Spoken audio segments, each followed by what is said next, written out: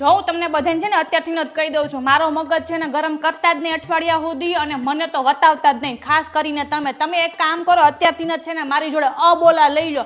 આપણા બેના બાજવામાં રક્ષાબંધનમાં જો ઓલાને મેં આડાવડું કંઈક કહી દીધું ને મારા ભાઈને, તો મને 1 રૂપિયો નહીં આપે. મારે જવું છે બુર્જ ખલીફા દિવાળી. એક તો મેં ઓલરેડી બેગ ભરીને રાખી છે કપડાની, તો ત્યાંથી મને જે પૈસા આવે મારે ટિકિટ લેવાની છે બુર્જ ખલીફાની.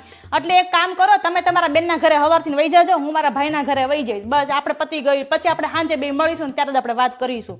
હા ના રે ના, આ તારા પપ્પાનું કઈ ઠેકાણું નહીં. હમણાં ઓલા બેંકમાં ગયા હતા ને, શું કહેવાય, લોન લેવા. એક તો આપણું ઘર ઓલરેડી લોન ઉપર હોય ને, એક તો માંગવાનું એ બધું લોન ઉપર જ હોય, આપણે બધું ખાવા પીવાનું. તો ત્યાં ઓલી એવું કે ખબર કે હા એ કે હું કવિતા બોલું છું. આ શું કે ખબર એ કે તમને આખી આવડતી હોય ને તો જ તમે બોલજો. આ ક્યાંય હફડા બેહે નહીં તારા પપ્પા કાંઈ. ઓલી બેંક વાળીએ સીધી ને શર્ટ ના પાડી દીધી કે નહીં મળે લોન, જાવ લ્યો. હજી તો તારે લંડન જવું છે ઓક્સફર્ડ યુનિવર્સિટીમાં ભણવા માટે.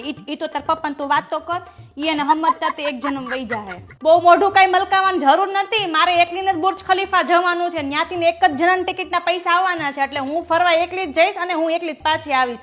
તમે મને ક્યાંય ફરવા લઈ ગયા ખરા? અહીંથી સોસાયટીની બહાર સુધી મને નથી લઈ ગયા. મને જવાનું મળશે બુર્જ